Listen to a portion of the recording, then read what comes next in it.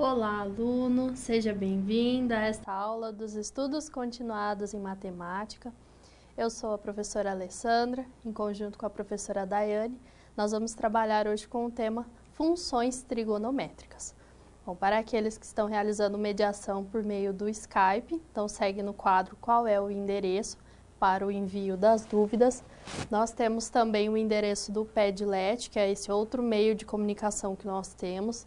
Então, caso você tenha alguma dúvida, alguma contribuição, algum comentário, utilize-se também desse meio de comunicação para enviar os seus questionamentos, também enviar as suas dúvidas em relação aos temas que serão tratados no decorrer dessa aula. Então, o nosso tema de hoje são as funções trigonométricas. E para isso, nós precisamos de alguns conhecimentos básicos, que são as razões trigonométricas envolvendo os triângulos retângulos. Então, nós precisaremos das razões seno, cosseno e tangente, que foram avaliadas em relação aos triângulos retângulos.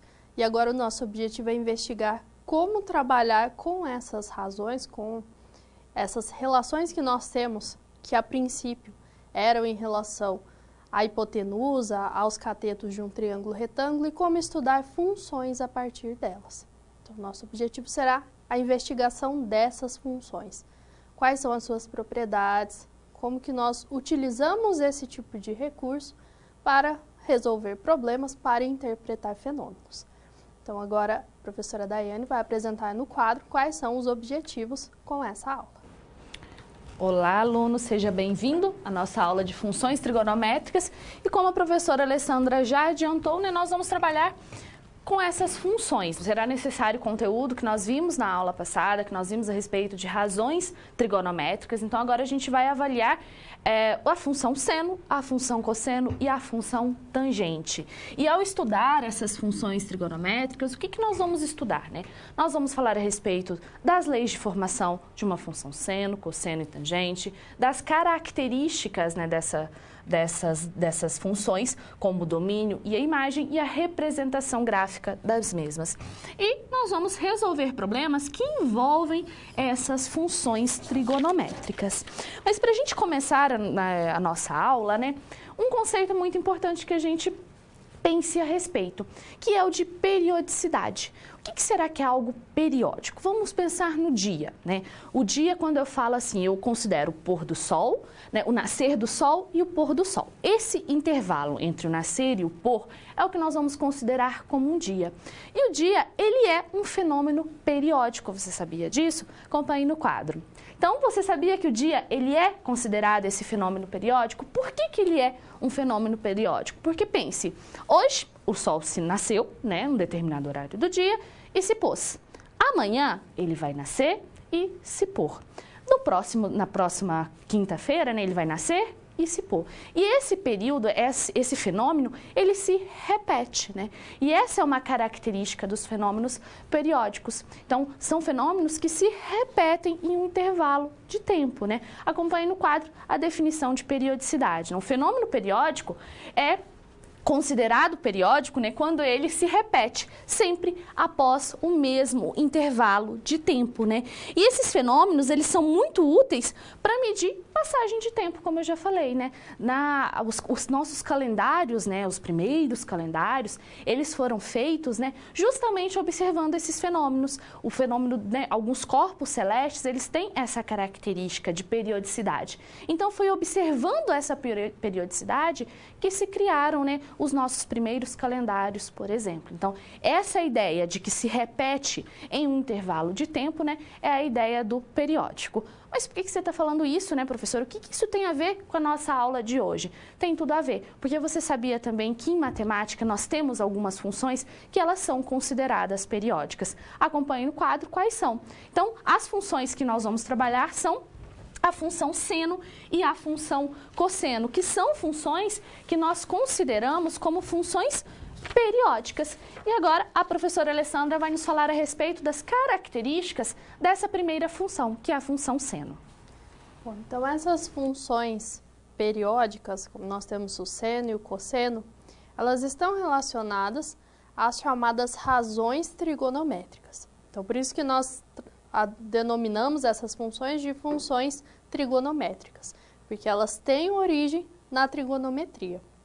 Então, antes de definir o que é a função seno, o que é a função cosseno, vamos retomar esse estudo, um breve estudo do triângulo retângulo e como que nós investigamos essa razão seno de um ângulo. Vamos ao quadro observar. Quando nós temos um triângulo retângulo, que é um triângulo que possui um ângulo de 90 graus, quando eu fixo um dos ângulos internos desse triângulo, eu posso investigar o seno deste ângulo.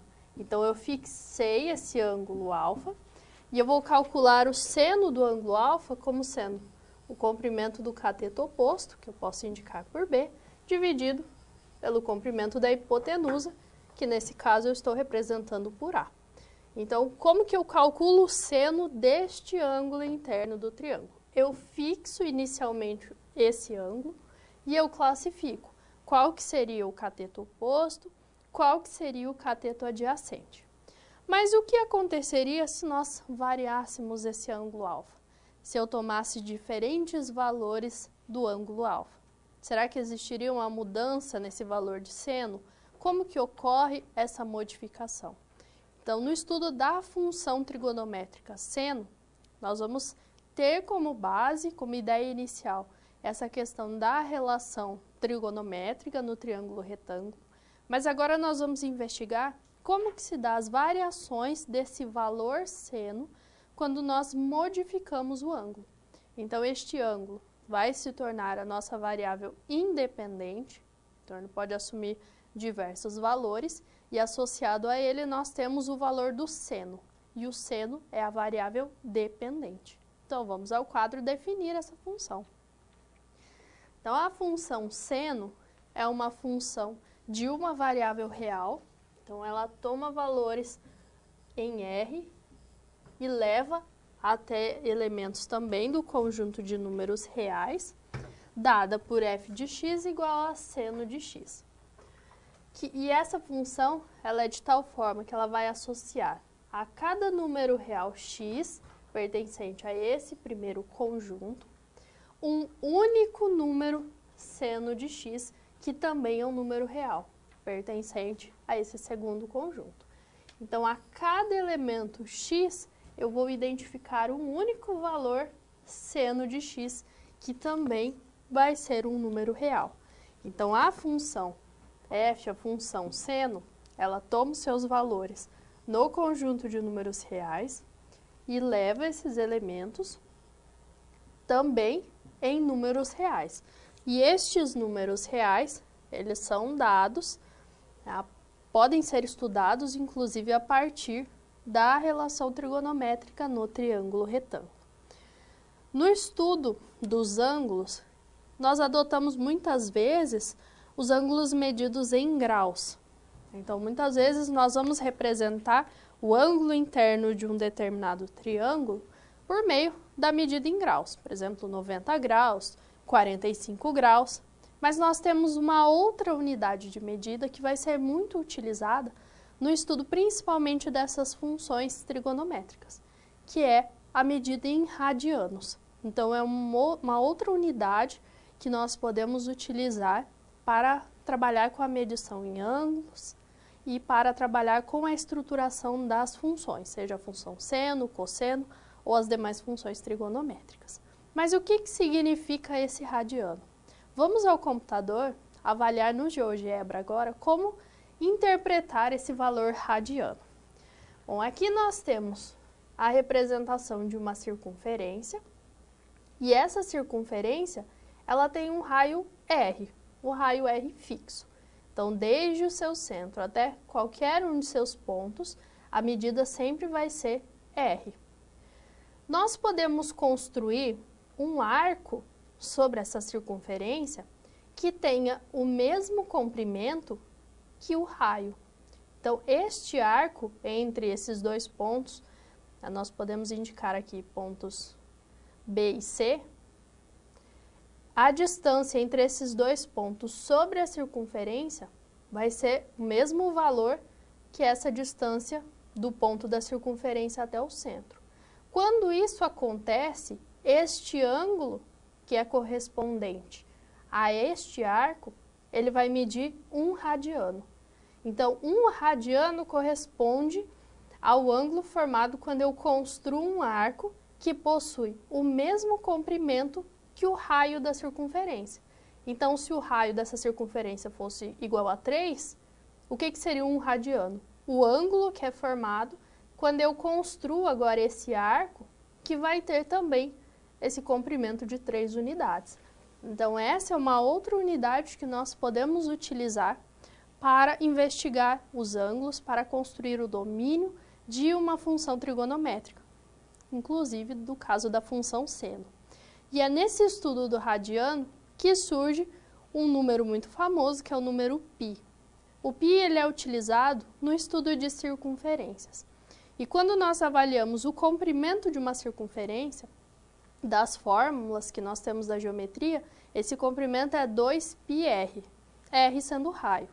Bom, se eu tenho uma circunferência de raio 1, o comprimento dessa circunferência vai ser 2π. Então, toda a circunferência vai ter o comprimento 2π. Se o raio é 1, então eu vou estar trabalhando, nesse caso, com um ângulo que corresponde a 2π radianos. Porque se eu tenho raio 1, se o comprimento do arco fosse uma unidade também, eu teria 1 radiano.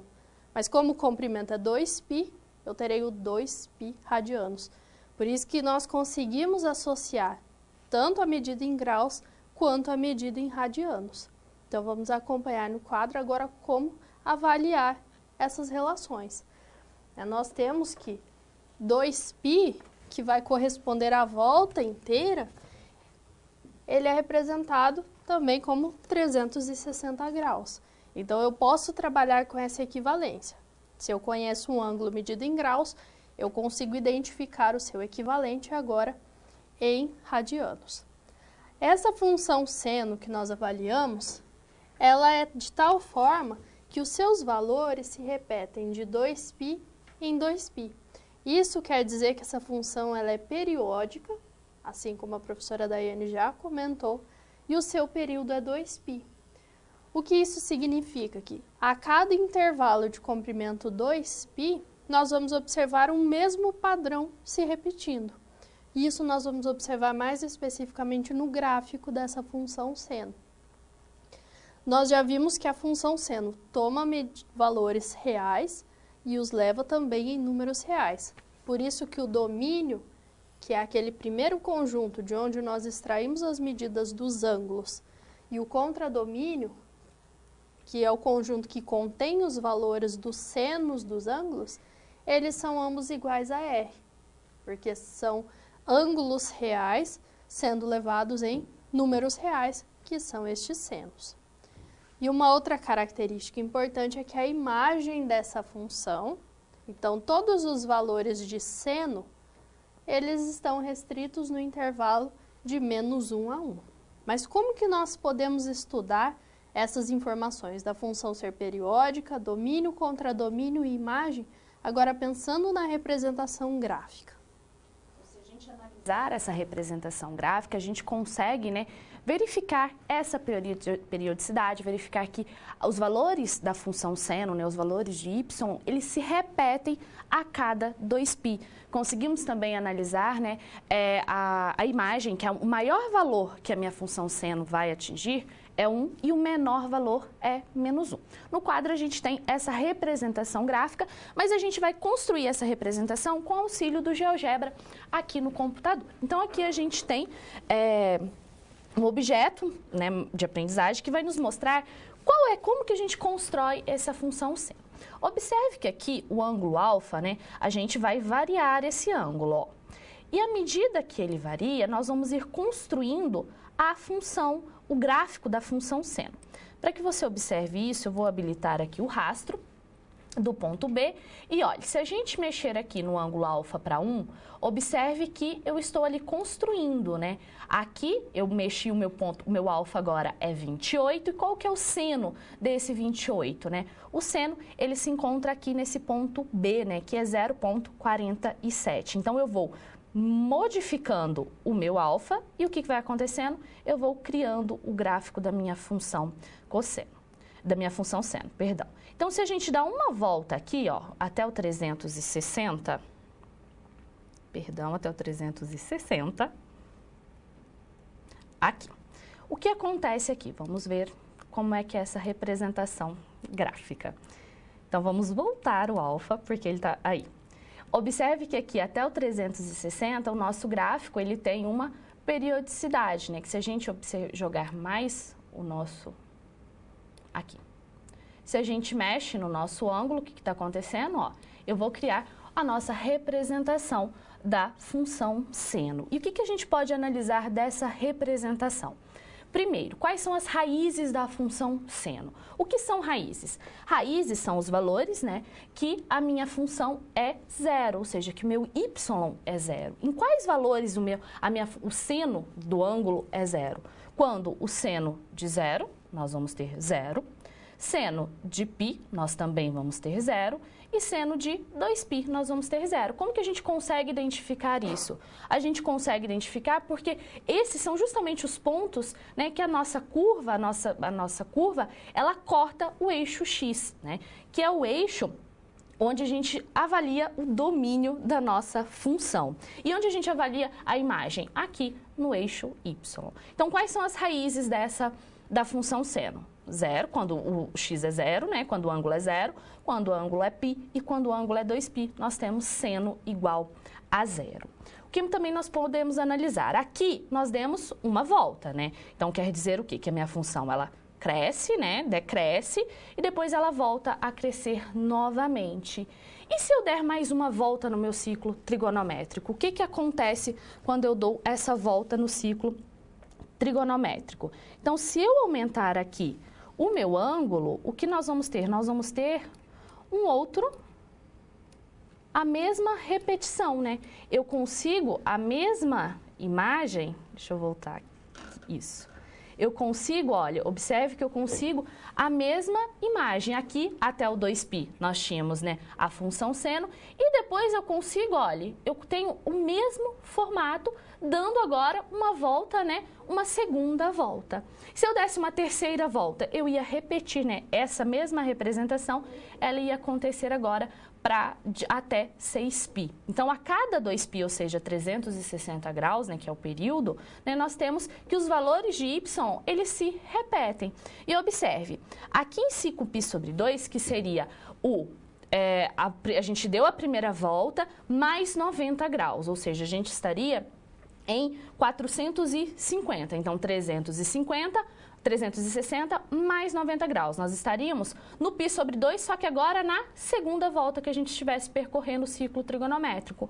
Quanto que é o seno de 5π sobre 2? Observe aqui, ó, que o seno é 1, que é o mesmo seno de π sobre 2. Isso porque a nossa função, ela é periódica. Agora, se a gente estivesse aqui, ó, em 7π sobre 2, 7π sobre 2 seria, a gente deu uma volta na circunferência e nós vamos dar mais uma volta, só que a gente vai somar agora 270 graus, né? Então, nós vamos ter aqui o 7π sobre 2, nós vamos ter o ângulo de 630 graus. E qual que é o seno dessa função? O seno é menos 1, que essa é a imagem aqui quando o nosso ângulo é 7π sobre 2. E se a gente desse mais uma volta, quanto que seria, né, o valor do seno? Seria menos 1.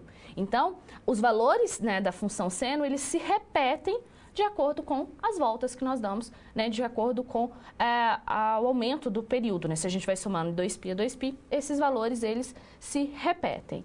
Qual que é a imagem, qual que é o maior valor que a nossa função seno ela vai assumir? Observe que, mesmo a gente dando duas voltas, o maior valor que a função seno assume é o valor de 1, né? Que é esse valor aqui, né? O maior valor que a nossa função assume, quando é π sobre 2, quando é 5π sobre 2 e assim sucessivamente. E qual que é o menor valor que a nossa função assume? É o menos 1, aqui, ó.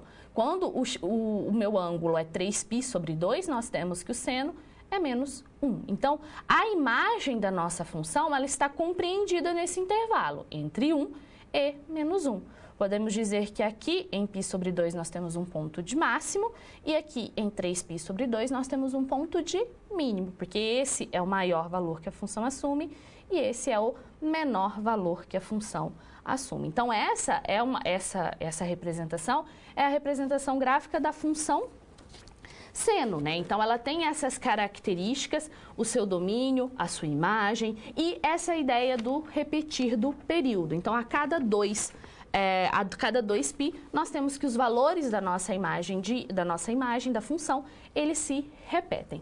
E agora a professora Alessandra vai nos mostrar um exemplo, né, a respeito de domínio e imagem sobre funções trigonométricas.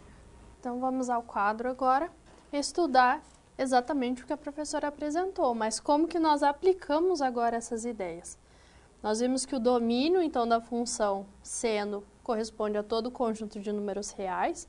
Então, as variações de x, que seria o ângulo, se dão a partir do conjunto de números reais. E, em geral, nós adotamos a medida em radianos e não em graus. E a imagem, nós vimos que ela está limitada no intervalo menos 1 a 1, quando eu trabalho com a função seno de x. Aqui nesse exemplo, nós precisamos avaliar essa equação, que é dada por seno de x igual a 2m menos 9. O objetivo é encontrar os valores reais de m para que a equação tenha solução. Bom, essa equação vai ter solução no intervalo em que eu conseguir avaliar o seno de x. Bom, eu sei que a imagem da função seno é de menos 1 a 1. Isso quer dizer que o seno de x tem os seus valores limitados por menos 1, então são todos números maiores ou iguais a menos 1 e limitados agora superiormente por 1. Então, o seno de x, ele é, no mínimo, né, o menor valor que ele assume é menos 1 e o maior valor que ele assume é igual a 1. Só que eu sei por essa equação que seno de x é igual a 2m menos 9. Então, se o seno de x está limitado de menos 1 a 1, essa expressão também estará limitada para que a equação tenha solução. Então, o 2m menos 9 vai ser maior ou igual a menos 1 e menor ou igual a 1. Mas eu quero identificar m trabalhando com essas desigualdades. Para representar nessa região central apenas o m, nós podemos somar 9 em todos esses termos. Então, nós vamos ter menos 1 mais 9, menor ou igual 2m menos 9 mais 9, menor ou igual que 1 mais 9. Se eu somo 9 unidades em todos os termos, nós vamos manter as desigualdades da forma como elas estão. Da primeira parte, 9 menos 1 é igual a 8, menor ou igual 2m menos 9 mais 9, resulta em 2m, e 1 mais 9 resulta em 10. Então, nós vamos ter que 2m está limitado entre 8 e 10. Mas nós não queremos 2m, nós queremos m. Então, se eu sei que 2m é maior ou igual a 8 e menor ou igual a 10, se eu divido todos os termos por 2, então nós vamos ter 8 dividido por 2, menor ou igual que 2m dividido por 2, menor ou igual a 10 dividido por 2. Com 8 dividido por 2 resulta em 4, 2m dividido por 2 resulta em m, e 10 dividido por 2 é igual a 5.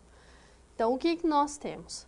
Essa equação, seno de x igual a 2m menos 9, ela vai ter solução, eu consigo avaliar quando a função seno de x está bem definida. Eu sei que o valor do seno de x varia de menos 1 a 1. Então, para que isso aconteça, para que existam essas soluções, eu preciso ter que essa variável m esteja limitada entre 4 e 5.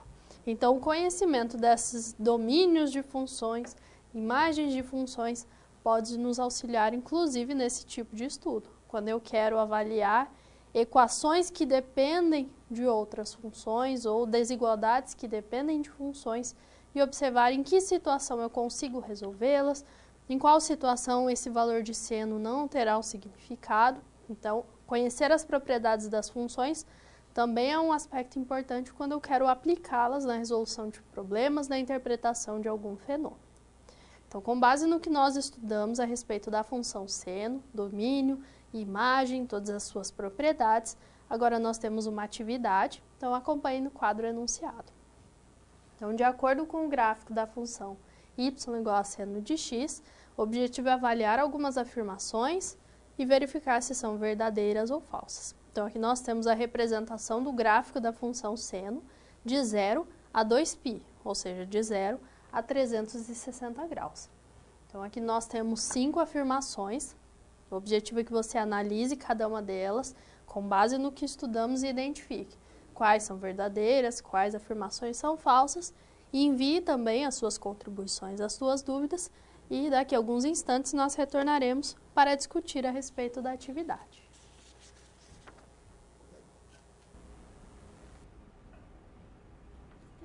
O rastro não dá.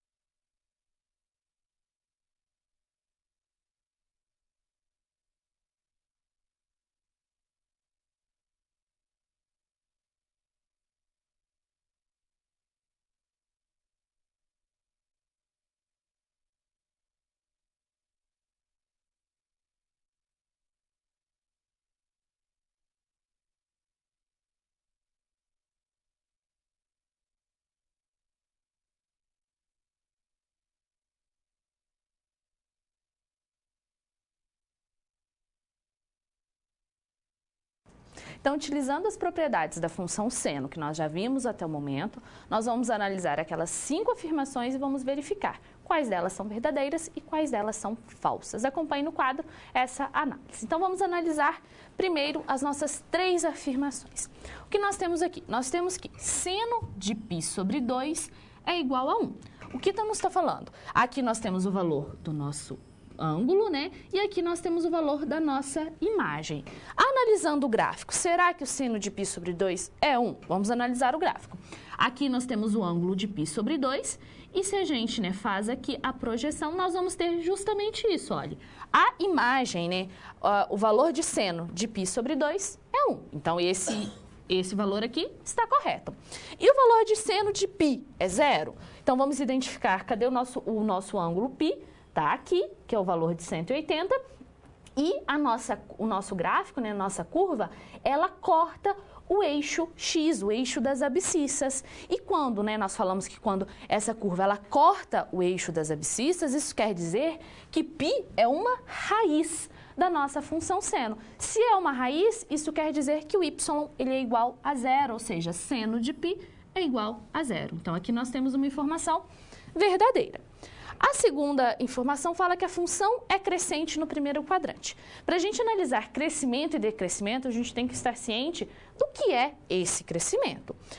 Uma função ela é crescente quando a gente aumenta o valor do x e a nossa função ela também cresce, ou seja, o valor do y ele também cresce. Então, vamos analisar. No primeiro quadrante, nós também temos que lembrar quem é o primeiro quadrante. A professora Alessandra, na aula passada, nos ensinou que o primeiro quadrante, né, ele vai do ângulo 0, né, até π sobre 2, que é o 90, né? Então, nós sabemos que o primeiro quadrante vai de 0 a π sobre 2. Então, nós temos que analisar essa região aqui. O que acontece? Eu estou aumentando o valor do meu x e o que está acontecendo com o meu valor do meu y? Observe que ele também está aumentando. Então, à medida que eu aumento o valor do x, o valor da função seno, ela também aumenta, né? Isso quer dizer, então, que a nossa função, ela é sim crescente no primeiro quadrante. Então, esse item é um item verdadeiro. O terceiro item fala que a função, ela é decrescente no segundo quadrante. Onde é o segundo quadrante? O segundo quadrante vai dos ângulos de π sobre 2 até π. Então, nós temos que analisar agora qual região? Essa região aqui. Então, se a gente aumenta, se para crescente a gente aumenta o valor de x, o valor da minha imagem ele também aumenta, se a função é decrescente, o que vai acontecer? Se eu aumento o meu valor do x, o que está acontecendo com a minha imagem? A minha imagem ela está diminuindo. Será que é isso que acontece aqui nesse intervalo? Vamos observar. Aqui eu tenho o valor, né, do y, e o que está acontecendo? Observe com a nossa imagem. Ela está diminuindo. Então, à medida que eu aumento o valor do x, a minha imagem aqui, no caso, no segundo quadrante, ela diminui. E isso é uma característica, né, de um período decrescente. Então, no segundo quadrante, a nossa função ela é decrescente. Então, nós temos aqui uma afirmação verdadeira. Na nossa quarta afirmação, ele fala que a função é negativa no terceiro quadrante. O que a gente precisa analisar, avaliar aqui? Primeiro, de qual período, né, é o terceiro quadrante? O terceiro quadrante, ele vai de π até 3π sobre 2, ou seja, de 180 até 270. E a gente avalia se uma função é negativa ou positiva, a gente olha para os valores de y, para os valores da minha imagem. Então, nós vamos observar aqui se a nossa imagem de π até 3π sobre 2, a minha imagem ela é positiva ou negativa? Todos os valores de y nesse intervalo, eles são negativos. Observe que os valores eles estão abaixo do eixo das abscissas. E isso quer dizer que esses valores são negativos. Então, a função ela é sim negativa no terceiro quadrante. Então, esse é um item verdadeiro. E, por fim, a função é positiva no quarto quadrante. Quarto quadrante, nós temos ele indo de 3π sobre 2 até 2π, ou seja, de 270 até 360. O que acontece? Então, nós vamos analisar esse intervalo aqui. O que está acontecendo com os valores do y? O que está acontecendo com a nossa imagem nesse intervalo? Ela continua sendo negativa. Então, a nossa função ela é positiva? Não. A nossa função ela é negativa no quarto quadrante. Então, esse daqui é um item falso. Observe que a análise, né, dessa atividade, ela se deu a gente utilizando as ideias que nós vimos até o momento, né? A ideia de imagem, a ideia de onde a minha função é crescente, onde ela é decrescente, a ideia dos quadrantes que nós já vimos em aulas anteriores. Mas a função seno, ela pode aparecer de uma outra forma. Você pode verificar a função seno, né? Encontrar a função seno, ela de uma forma mais geral. E essa forma, né, ela traz parâmetros. Acompanhe no quadro quais são esses parâmetros. Então, a função seno ela pode ser escrita dessa forma. F de x é igual a mais b vezes seno de cx mais d. Essa é uma forma mais geral. A função seno de x, ela também é escrita dessa forma. Se a gente for olhar aqui, ó, a função f de x igual a seno de x, nós podemos escrevê-la da seguinte forma. F de x, o a seno zero, mais o b é 1 vezes seno, o c é 1 vezes x, mais zero. A gente pode escrevê-la dessa forma, né? O a aqui é zero, então a gente não escreve. O b é 1, o c é 1 e o d é zero. Então, essa daqui é uma forma mais geral para a gente escrever a função seno. Mas esses parâmetros, eles influenciam na nossa função. Eles influenciam na representação gráfica que nós temos. Observe quais são, o que cada um desses parâmetros eles influenciam. O parâmetro A, ele vai ser responsável pelo deslocamento vertical. O B vai influenciar na amplitude da curva, ou seja, na altura. O C vai influenciar no período da nossa função. E o D vai influenciar na translação horizontal dessa função. Mas falando assim, fica difícil, né, da gente chegar. O que é esse deslocamento vertical? O que é essa amplitude? E é por isso que nós vamos ver esses parâmetros, essa influência no GeoGebra, porque no GeoGebra fica mais fácil da gente visualizar a influência de cada um desses parâmetros. Então, aqui nós temos duas construções. Aqui nós temos a construção da função seno de x, da função seno de x e da função em sua forma mais geral. Mas observe que aqui, tanto os parâmetros, o a, e o b e o c, né, já estão da forma que as duas funções elas se coincidam. Então, aqui em vermelho, nós vamos ter essa função que tem todos os nossos parâmetros, como a gente pode ver aqui, olha, a mais b vezes seno de x mais cx mais d, e a função em verde é a nossa função seno de x que a gente já apresentou. Então, vamos modificar agora esses parâmetros para a gente verificar o que está acontecendo. O A, como eu falei, ele é responsável pelo meu deslocamento vertical. Então, se a gente varia o parâmetro A, o que vai acontecer com a nossa função? Observe aqui, a nossa função ela se desloca para cima, né? Se eu tenho valores positivos, a minha função ela se desloca acima do eixo x. E se eu tenho valores negativos para esse parâmetro, a minha função ela se desloca para baixo do eixo x. Isso na vertical. Então, se a gente colocar aqui o A como zero, nós voltamos à função que as duas se coincidem. E o B, o que o B faz? Ele influencia na amplitude. Então, se eu aumentar o B, olhe, eu estou aumentando o quê? O tamanho, a altura da minha função seno. Essa altura é essa medida aqui, ó, do eixo x, né, a distância entre o eixo x e o seu ponto aqui mais alto, né, que é esse ponto aqui. Quando a gente vai encontrar, né, a gente tem alguma atividade que a gente tem que encontrar o valor desse B, o que nós fazemos na prática? Na prática, a gente soma o maior valor com o menor valor. Observe aqui que a gente também tem um menor valor que a minha função ela assume e divide por 2, porque olha, o mesmo valor que nós temos aqui acima do eixo x, nós também vamos ter abaixo do eixo x, né? Então, essa distância daqui do eixo x até o ponto de maior valor, né, é a nossa amplitude, ou seja, a altura da nossa função. Então, se a gente voltar aqui o B para coincidir, agora vamos avaliar o que acontece com o parâmetro C, que é o nosso período da função. Se a gente aumenta o C, olha o que acontece. O C, ele vai influenciar, né, no tamanho, na largura da nossa função.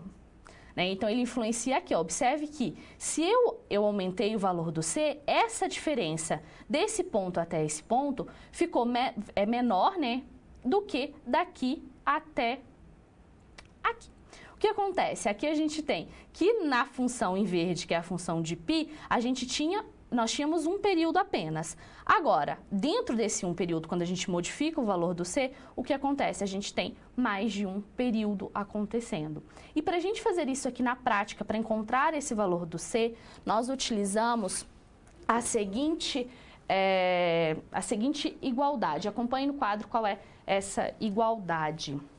nós temos o seguinte: para encontrar esse valor do C, para encontrar o período dessa função do tipo f de x igual a A mais B seno de cx mais D, para eu encontrar o período de uma função desse tipo, qual que é a igualdade que a gente utiliza?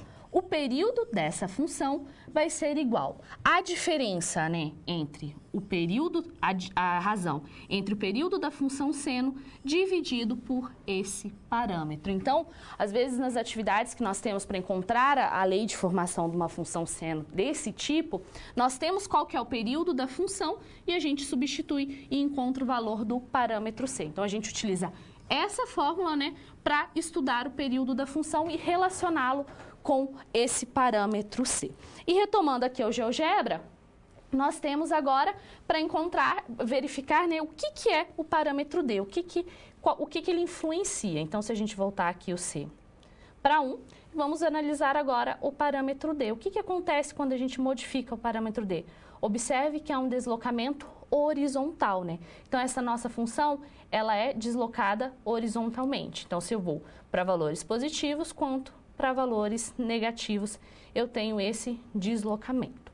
Então, esses são os parâmetros, né, que vão influenciar na minha função do tipo, dessa forma mais geral.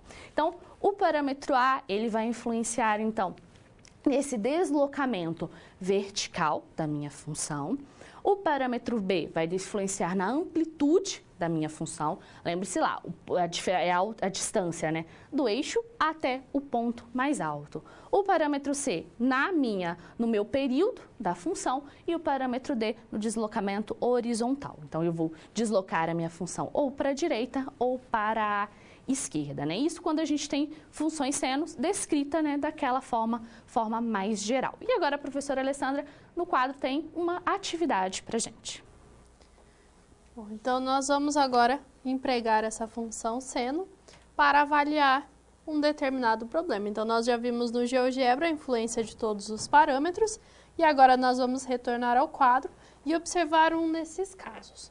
Então, nós vimos que existia uma forma geral contendo 4 parâmetros, A, B, C e D, cada um com as suas respectivas funções.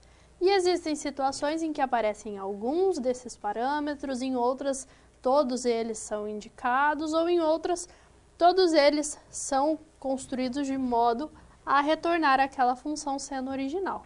Então, eles podem surgir, por isso que aquela seria a forma mais geral. Um fenômeno que também é periódico e que também pode ser estudado a partir dessas funções são as marés. As marés são variações periódicas e podem ser modeladas de acordo com uma função dessa forma, em que a altura que nós avaliamos em função do tempo vai ser dada com base em uma função seno. Aqui nós observamos a presença do parâmetro M, que seria aquele parâmetro B que nós vimos na forma geral, e a presença de um parâmetro C, que está relacionado com o período que nós já verificamos. Então, as marés podem ser modeladas por meio desse tipo de função, em que o coeficiente M determina a variação máxima em relação ao nível médio do mar. Os extremos dessa variação são chamados de maré alta e maré baixa. Então, é esse o coeficiente M responsável por descrever quando nós temos maré alta ou maré baixa, e nós podemos estudá-lo de acordo com o tipo de região, com o tipo de situação. Então, de modo geral, a água se espalha por uma grande área e sobe ou desce apenas alguns centímetros. Porém, existem algumas regiões, como essa Baía de Fundy, no Canadá, em que a diferença entre a maré alta e a baixa chega até a 18 metros na lua cheia. Então, nós podemos ter grandes variações nessa altura do nível do mar, dependendo da época.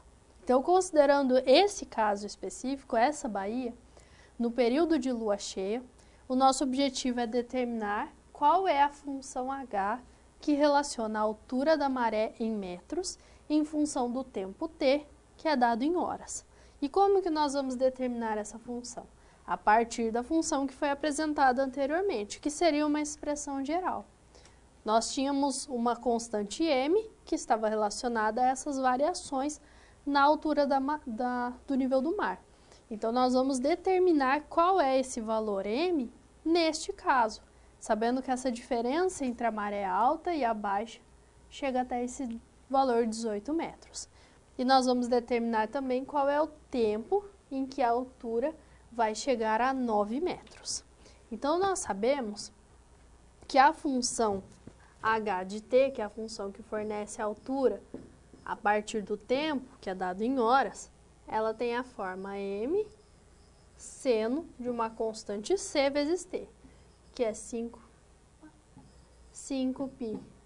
sobre 31 vezes t.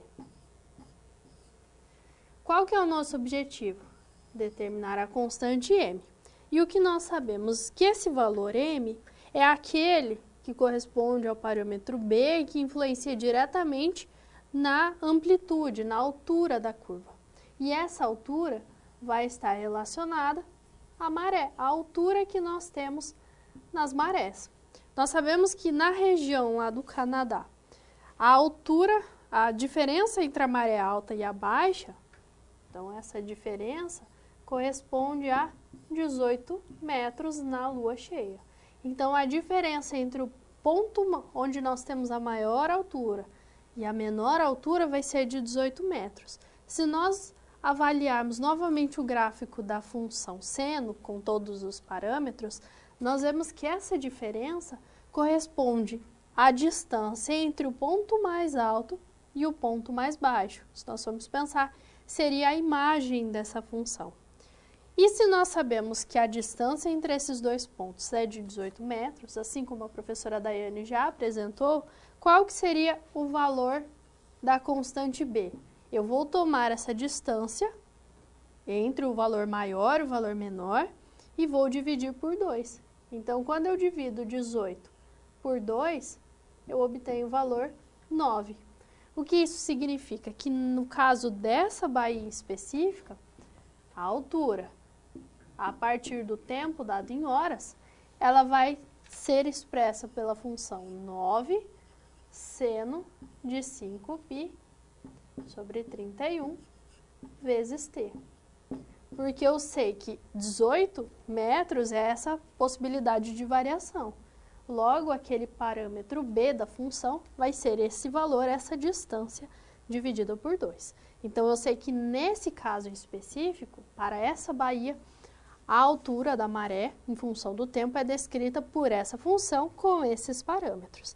Mas agora nós queremos avaliar o tempo em que a altura vai ser de 9 metros. Então, para qual valor de t, nós vamos ter que a altura será exatamente 9? Então, a altura sendo 9, ela vai ser igual a algum h, né? O h de algum valor de t. Então, 9 vai ser igual a 9 seno do parâmetro 5π sobre 31 vezes t. Então, isso quer dizer que para algum valor de t, a altura vai ser 9 metros. Eu quero determinar quem é esse valor de t. 9 está multiplicando o termo seno, e nós temos 9 também no primeiro membro. Se eu divido os dois membros por 9, eu vou obter 1 é igual a seno de 5π dividido por 31 vezes t. Então, agora eu tenho que o seno de um determinado ângulo, ele é igual a 1. Se nós pensarmos na primeira volta, no intervalo de 0 a 2π, qual é o ângulo cujo seno é igual a 1? Vai ser o ângulo de π sobre 2. Então, quando este ângulo 5π dividido por 31 vezes t for igual a π sobre 2, o seno vai ser 1 e, consequentemente, a altura vai ser igual a 9. Então, quando essa igualdade ela acontece? Quando π sobre 2 é igual a 5π dividido por 31 vezes t. Então, é quando isso acontece. Mas eu não quero determinar o valor do 5π sobre 31. Eu quero determinar quem é esse valor t. Eu tenho o valor π em ambos os membros. Se eu divido ambos os membros por π, eu vou ter a igualdade meio igual a 5 dividido por 31 vezes t. Multiplicando ambos os lados por 31, dividindo ambos os lados por 5, nós vamos ter que o tempo t vai ser dado por 31 vezes 1 dividido por 2 vezes 5. Bom, 2 vezes 5 é 10, então nós vamos ter 31 dividido por 10, que eu posso expressar como 3,1. Então, quer dizer que o tempo de 3,1 horas corresponde ao instante, a partir daquele momento inicial em que eu estou avaliando, em que a altura da maré vai atingir os 9 metros. 3,1 horas, eu posso converter e observar que corresponde a 3 horas e 6 minutos. Isso quer dizer que a partir do momento em que eu estou avaliando esse problema, a partir do instante inicial, após 3 horas e 6 minutos, nessa região nós vamos ter uma maré alta. Nós vamos ter um momento em que a maré vai atingir 9 metros. Então, esse é um tipo de problema que envolve o estudo da função seno, das suas particularidades. Mas não é apenas a função seno que pode ser empregada nesses tipos de problema. A professora Daiane vai apresentar agora uma outra função trigonométrica importante. A função cosseno, né, a outra função trigonométrica. Na aula anterior, nós falamos a respeito, né, da razão trigonométrica cosseno. Para a gente avaliar essa razão, nós fixamos o ângulo alfa, né, e avaliamos essa razão trigonométrica, né? Razão essa que era sobre o cateto adjacente dividido pela hipotenusa. Agora, para a função cosseno, né, esse ângulo ele é variável. Então, nós vamos analisar o que acontece, né, com a função, né, a partir do momento que eu vou variar esse ângulo. Vamos ao quadro para as características da função cosseno. Então, a função cosseno, ela é uma função de g que vem do domínio real até o contradomínio real. Então, ela vem de reais em reais. E ela é dada por g de x igual a cosseno de x. E o que essa função faz? Ela vai associar, né, um número real x a um único número cosseno de x também real. Lembrando que esse número real x, ele pertence a esse primeiro conjunto e esse único número cosseno de x, ele está contido aqui dentro desse segundo conjunto, que é o nosso contradomínio. Então, aqui nós temos a representação, né, dessa função. Então, nós temos aqui o valor x e o que faz? Eu tenho a função g de x, ela é cosseno de x. Então, eu tenho o valor x do meu domínio reais, eu vou ter aqui uma imagem no meu contradomínio, imagem essa cosseno de x. Por exemplo, se a gente fosse calcular, se a gente considerasse o x como sendo π sobre 3.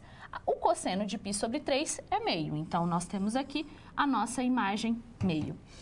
O cosseno, se nós considerarmos o x como π sobre 4, qual que é a nossa imagem? Quanto é o cosseno de π sobre 4? É raiz de 2 sobre 2. Lembrando que π sobre 3 é o ângulo de 60 graus e π sobre 4 é o ângulo de 45 graus, que são os ângulos notáveis, né? Que são os ângulos que nós temos mais costume de trabalhar no nosso dia a dia. E o que mais nós podemos falar, analisar, né, dessa função cosseno? Nós sabemos que os valores de cosseno, eles vão se repetir de 2π em 2π. Então, a cada 2π, ou seja, uma volta, né, 360 graus, depois que eu dou essa volta, eu encontro os valores até 2π, os próximos valores, né, eles se repetem, os valores de y. O domínio e o contradomínio da função cosseno são iguais, né? E é o conjunto dos números reais, só que a imagem ela vai ficar restrita ao intervalo de -1 a 1, assim como há na função seno, né?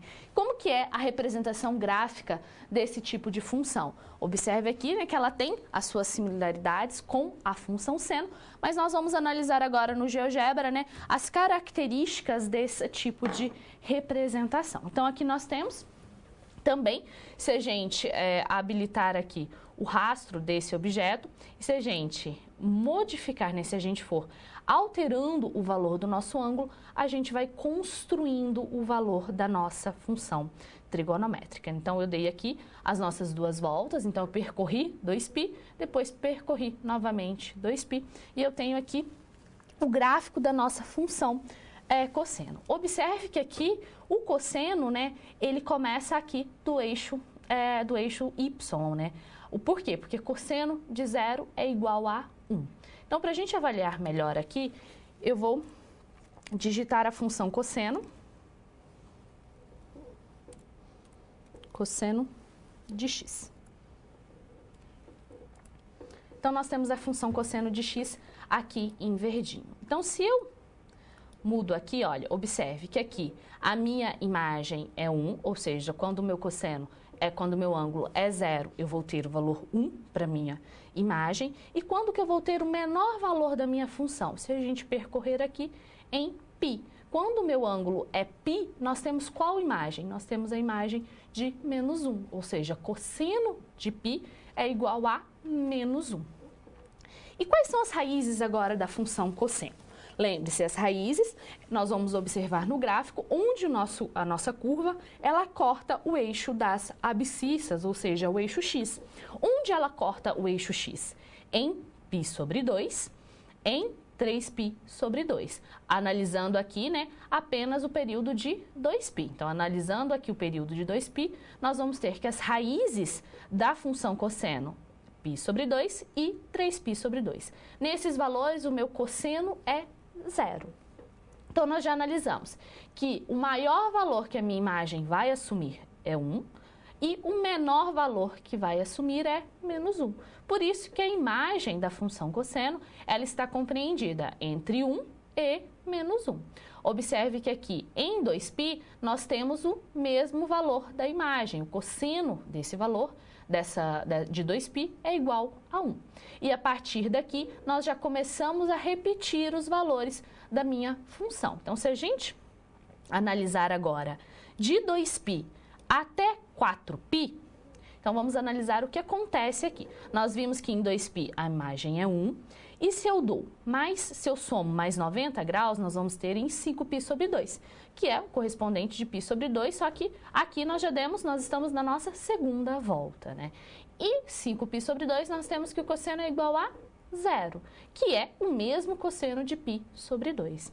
E o cosseno de 3π? 3π seria 2π mais π, né? Então, nós temos aqui 180 graus, só que é na segunda volta. E qual que é esse cosseno? Ó, observe que esse cosseno, ele é igual a menos 1. E o cosseno de 4π, que seria, né, o fim da nossa segunda volta, ele é igual a 1. Então, nós temos aqui, né, que se a gente for avaliar agora mais um período de 2π, nós vamos ter o mesmo valor, nós vamos ter os mesmos valores para a função cosseno, né? Então, aqui nós temos essa característica. A diferença é que antes a função seno, né, ela começava lá do 0, né? Então, eu sabia que seno de 0 era 0 e cosseno de 0 é 1. Então, o cosseno ele começa no eixo, no ponto 1, e o seno ele começava no ponto 0, né? Há outras diferenças também que você poderá analisar, né? No decorrer da nossa aula, nós vamos analisar quais são as diferenças entre essas funções, entre a função seno e a função cosseno. Assim como a função seno, a função cosseno, ela também pode nos ajudar a interpretar alguns fenômenos do nosso dia a dia. No início da aula, você se lembra que eu falei que o dia é um fenômeno periódico? E a função cosseno, ela pode nos ajudar a determinar, por exemplo, a duração de um dia. Lembrando que o que a gente está considerando como essa duração do dia? A diferença entre o nascer do sol até o pôr do sol. Então, acompanhe no quadro um exemplo, né, que nós vamos avaliar a função cosseno. Eu tenho aqui que, ao analisar o horário do nascer e pôr do sol de Curitiba, durante o ano de 2012, Carlos definiu a duração do dia em relação ao tempo.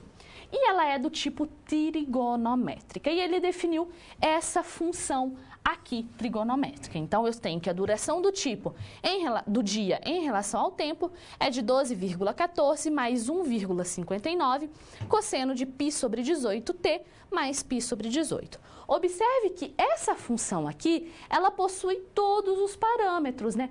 Parâmetros que nós vimos lá na função seno. Então, assim como na função seno, a função cosseno a gente também pode escrevê-la de uma forma mais geral. A gente pode escrever a função cosseno de t como A mais B cosseno de C, t mais t. Então, também consigo escrever essa função de uma forma mais geral. E os parâmetros, eles influenciam nos mesmos, da mesma forma do que no gráfico da função seno. Então, o A, ele vai influenciar no meu deslocamento vertical da minha função. O B, ele vai influenciar na minha amplitude. O C, no período. E o D, no deslocamento horizontal. Então, a função que a gente tem do dia, a gente tem uma função que ela é escrita mais geral. Lembrando que aqui é o nosso parâmetro A, que vai influenciar no deslocamento vertical, o B, que influencia na amplitude, o C, que vai influenciar no período, e aqui o D, que vai influenciar no deslocamento horizontal. E ele pergunta para a gente determinar qual que é a duração do dia em 30 de janeiro. Primeiro, a nossa função trigonométrica, ela está em relação do tempo da duração do dia em relação ao tempo, ou seja, qual que é aquele dia. 30 de janeiro corresponde ao 30º dia do ano. Então, o nosso T aqui, a gente vai substituir por 30. E se fosse, por exemplo, 14 de janeiro? 14 de janeiro corresponde ao 14º dia do ano. Então, a gente substituiria ali 14. Mas o problema, ele pede 30 de janeiro. Então, o que nós vamos fazer? Nós vamos substituir aqui. No lugar do T, nós vamos substituir por 30. Então, vamos lá. D de 30 vai ser igual a 12,14 mais 1,59 cosseno de π sobre 18 vezes 30 mais π sobre 18. Qual que é a primeira operação que nós vamos fazer? A primeira operação que nós vamos fazer é aqui, ó, essa multiplicação de π sobre 18 vezes 30. Então, vamos lá. D de 30 vai ser igual a 12,14 mais 1,59 cosseno 30 vezes π, nós vamos ter 30π sobre 18, mais π sobre 18. Agora, nós precisamos fazer essa soma aqui dentro do ângulo para a gente calcular qual é esse valor. Então, fazendo essa soma, o que nós vamos ter? Nós vamos ter aqui o D de 30 é igual a 12,14 mais 1,59 vezes o cosseno. Nós tínhamos 30π mais π, nós vamos ter o cosseno de 31π sobre 18. Agora, a gente precisa descobrir qual é o valor desse cosseno. E aí, nós vamos precisar do auxílio da calculadora e a professora Alessandra vai nos mostrar como fazer isso. Então, nós vamos utilizar a calculadora para identificar esse valor do cosseno de um ângulo que é diferente daqueles ângulos notáveis. Porque se fosse o ângulo notável, nós poderíamos recorrer aos valores conhecidos. Mas por não ser um daqueles, nós vamos utilizar a calculadora científica, a função cosseno, e vamos identificar. Mas aqui nós estamos trabalhando com os ângulos em radianos. Então, a primeira etapa é identificar como ao fazer essa modificação pelas funções da calculadora. Então, aqui nós vamos utilizar o número 2, que corresponde, então, à medida de ângulos em radianos. Com essa medida, eu posso utilizar a função cosseno e calcular do ângulo que eu desejo. Então, eu quero o cosseno de 31π sobre 18. Então, eu vou calcular 31, o cosseno, né, de 31 vezes π, e vou dividir por 18. E eu incluo os parênteses para que seja possível separar o numerador do denominador. E assim nós vamos ter um valor de cosseno de 31π sobre 18 de aproximadamente 0,64. Utilizando 4 casas decimais, nós vamos ter o valor de aproximado 0,6428.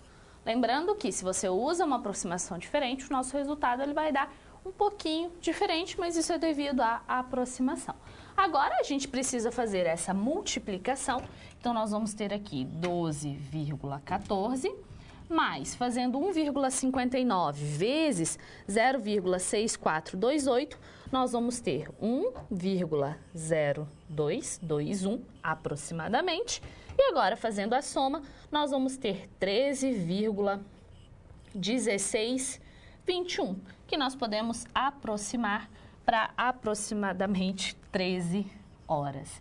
Então, o que quer dizer? Que com aquela função, com essa função trigonométrica cosseno, nós aproximamos, né, nós descobrimos um valor aproximado para a duração do dia em 30 de janeiro. O que esse 13 horas quer dizer? Esse 13 horas nos diz que é a diferença entre o nascer do sol e o pôr do sol. Então, do horário que o sol nasceu até o horário que o sol se pôs, nós temos aí um período de 13 horas. Observe que a função, então, trigonométrica, cosseno, ela nos auxiliou, né, para a gente avaliar aí esse fenômeno do nosso dia a dia, um fenômeno que a gente presencia todos os dias, né, que é esse nascer e esse pôr do sol.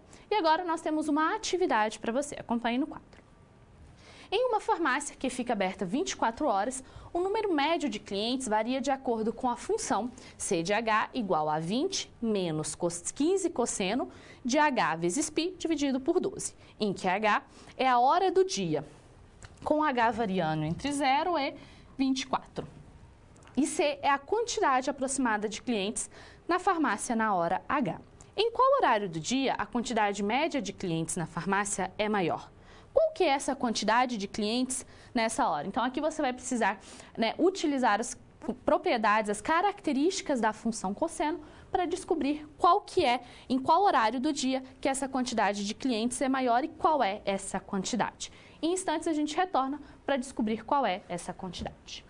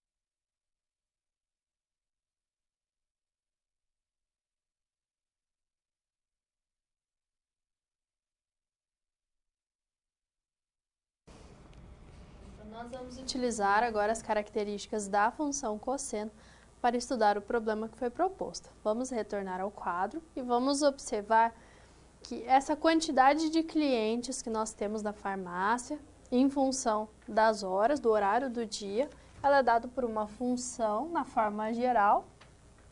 Nós só não temos a presença daquele parâmetro D e a partir das propriedades do cosseno. Aqui nós vamos ter que o H varia de 0 a 24, porque nós estamos estudando apenas um dia, né? O período de 0, das 0 horas, e todos os demais horários até o final daquele dia. Nós queremos identificar qual horário do dia a quantidade média de clientes é maior.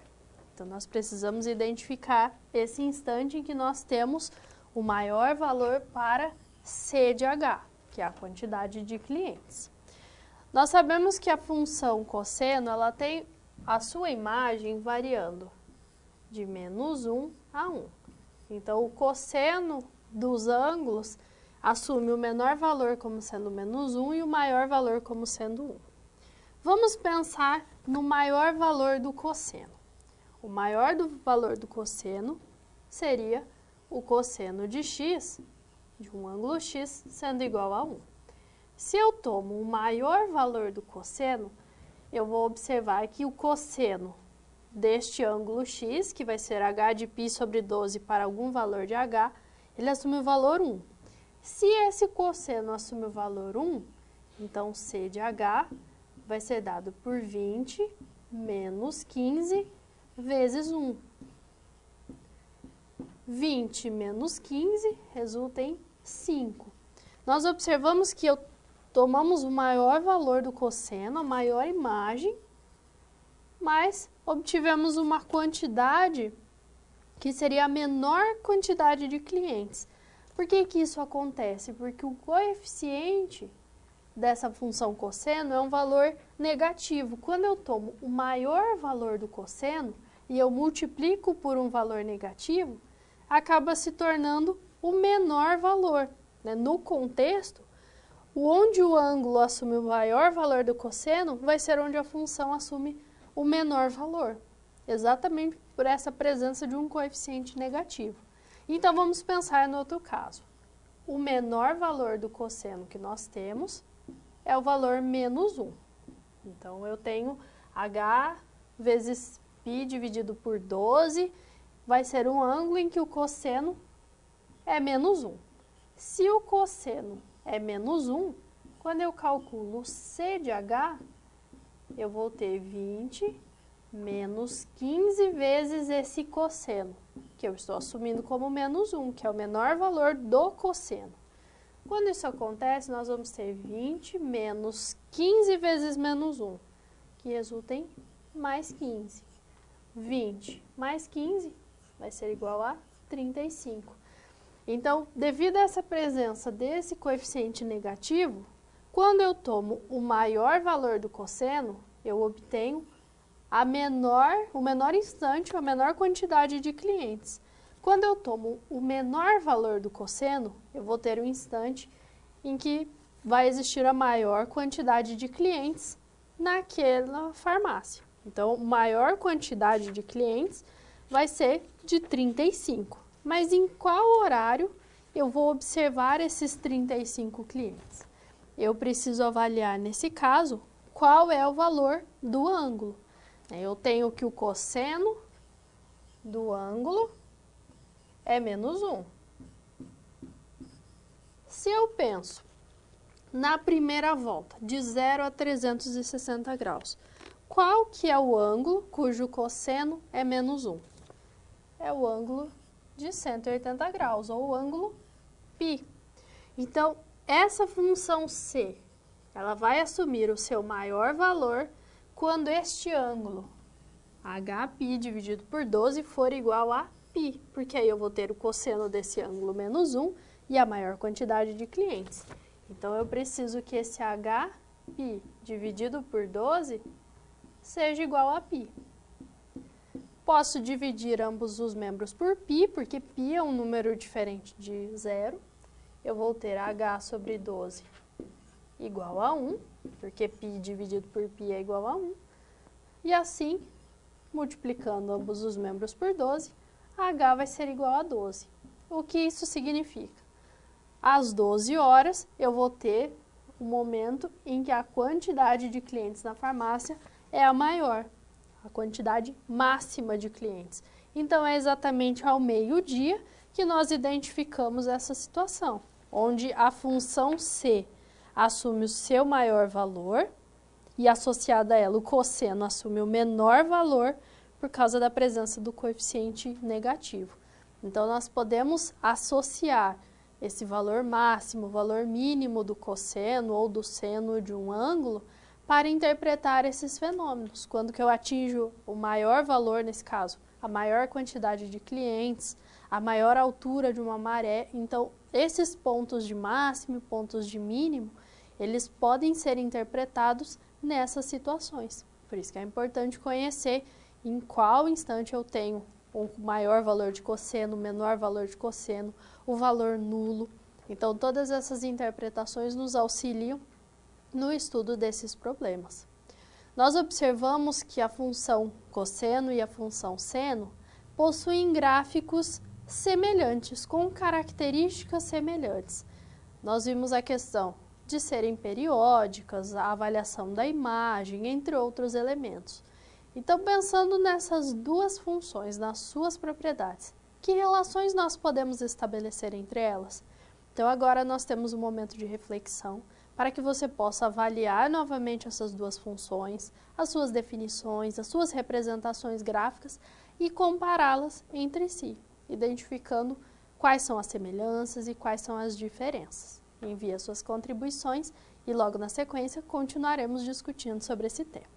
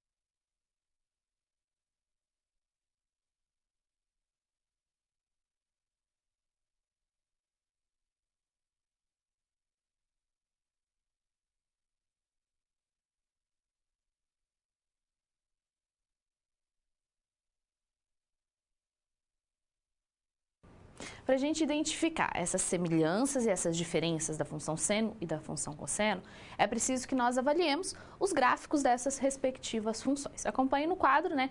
Aqui nós temos a representação desses gráficos, e aqui, olha, aqui nós temos a função cosseno, né? Em vermelho aqui que eu estou passando, e aqui nós temos a função seno em preto mais escuro. Quais são as diferenças e quais são as semelhanças? Vamos começar pelas semelhanças.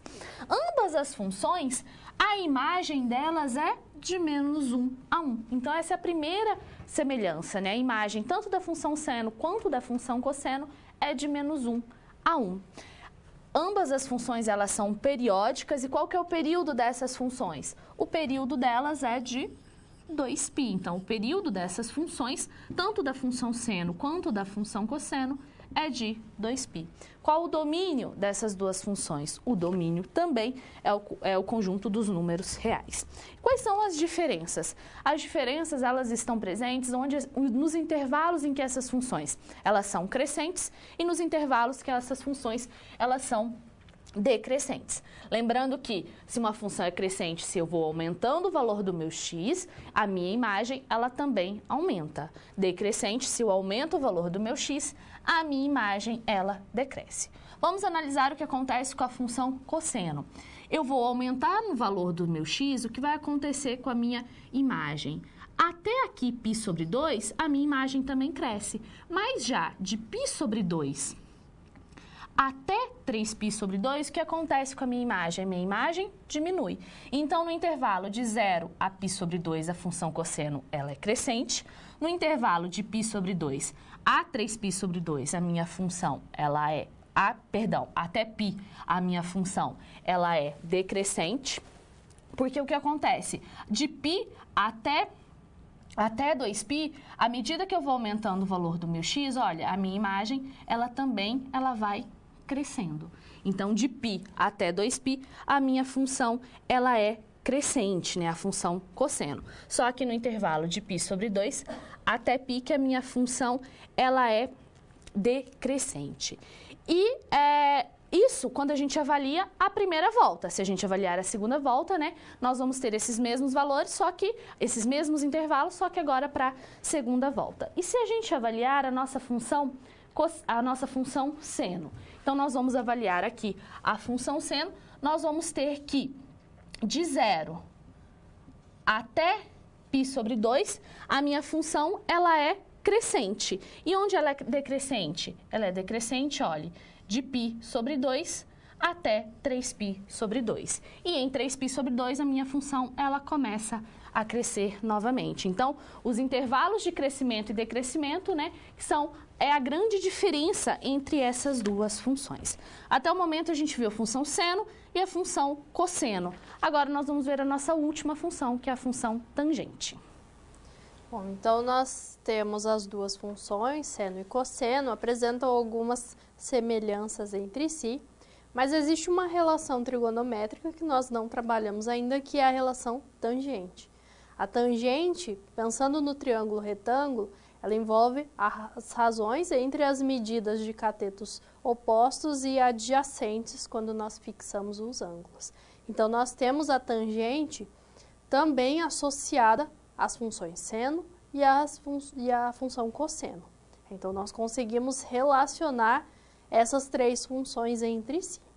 Mas a tangente ela vai ter uma característica específica que é originada a partir da razão, a tangente como sendo seno de x dividido por cosseno de x, que é uma das relações que nós temos entre essas três razões trigonométricas. Vamos retornar ao quadro e nós vamos avaliar agora o gráfico da função cosseno.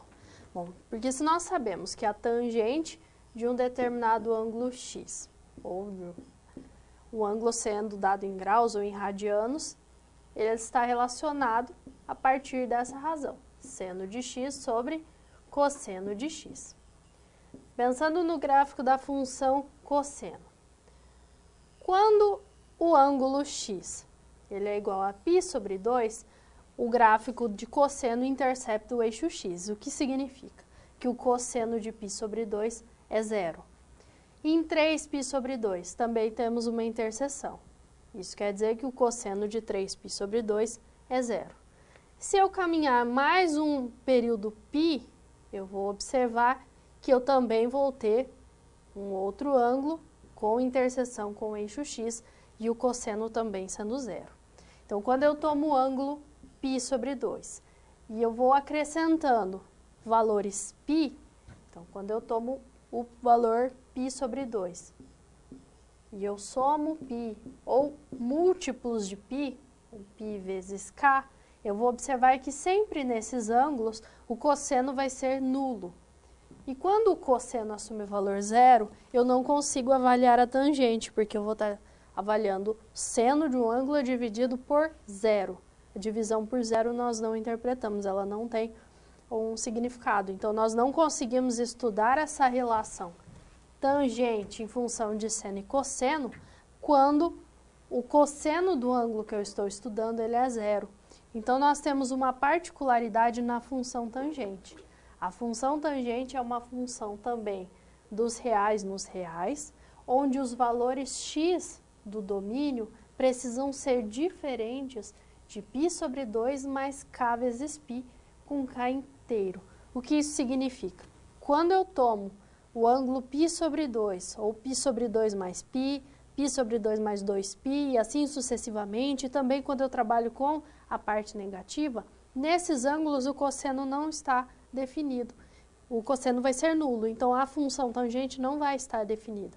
Então, quando eu avalio o domínio da função tangente, eu sempre vou excluir esses ângulos em que o cosseno é zero, porque aí eu consigo relacionar a tangente também com o seno e cosseno. E a função tangente assume uma característica semelhante, né? Nós avaliamos o valor x como sendo um ângulo, como sendo um número real, diferente de π sobre 2, mais esses ângulos que nós obtemos somando o π, e o valor da tangente aplicada a ele vai ser também um número real. Então, sempre vai associar um x a um valor tangente de x. Se for um ângulo π sobre 3, a sua tangente é raiz de 3 e assim sucessivamente. Este é o gráfico da função tangente. Nós observamos que em alguns pontos a função vai tender ao infinito, mais infinito ou menos infinito. Por exemplo, em π sobre 2, nós observamos que o gráfico ele vai tender a mais infinito. Nós não vamos ter a definição da função nesse ponto. Por quê? Porque quando eu avalio a tangente em π sobre 2, pensando como a razão seno por cosseno, eu sei que o cosseno de π sobre 2 ele é zero. Então, eu não consigo aquela razão de seno e cosseno para gerar a tangente nesse ângulo. Por isso que em π sobre 2, π sobre 2 mais π, π sobre 2 menos π, nesses pontos π sobre 2 mais k vezes π, eu não tenho a definição da tangente. Então, essa é uma característica. Então, se eu estou determinando o domínio da função, por exemplo, tangente de 3x, eu sei que esse ângulo 3x, ele precisa ser diferente de π sobre 2 mais k vezes π, mais os múltiplos de π. Então, nesse caso, dividindo todos os membros dessa diferença por 3, nós vamos ter que x precisa ser diferente de π sobre 6 mais k vezes π sobre 3. Então, quando eu altero o ângulo sobre o qual eu estou calculando a tangente, eu preciso também avaliar o domínio. Então, nesse caso, o domínio precisa ser todos os ângulos que são diferentes de π sobre 6, mais os múltiplos em função do ângulo π sobre 3. Então, pensando nessas características, nós vamos avaliar agora uma atividade que vai tratar a respeito das propriedades da função tangente. Nós precisamos investigar qual é a alternativa correta. Alternativa A, o gráfico não corta o eixo x. Essa alternativa é uma alternativa falsa, porque nós observamos que o gráfico vai cortar o eixo x nas raízes. Existem interseções, existem regiões em que o gráfico vai assumir, a tangente de x vai assumir o valor nulo. Não existem valores da tangente para x igual a π sobre 2 mais k vezes π. Então, essa é uma alternativa correta, uma afirmação verdadeira.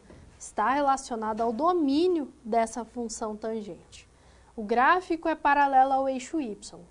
Ele não é paralelo, ele é caracterizado por uma curva que, inclusive, vai interceptar o eixo y em um ponto. Tangente de x é cosseno de x por seno de x. Falso, porque a tangente nós sabemos que é a razão entre seno e cosseno. E o gráfico de g de x passa pelo ponto 0,1. Também é falso, porque quando eu calculo a tangente de zero, a sua imagem vai ser zero. Então, essas são algumas propriedades da função tangente que nos auxiliam no estudo de problemas que podem ser modelados a partir desse tipo de função. Então, espero que com essa aula você tenha compreendido melhor cada uma dessas funções, observado a aplicabilidade de cada uma delas. Então, fique sempre atento às características dos problemas, a questão da periodicidade, que é a principal propriedade dessas funções trigonométricas. E aqui nós encerramos. Eu desejo a você bons estudos. Bom, antes de terminarmos, eu gostaria de retificar algo que eu falei.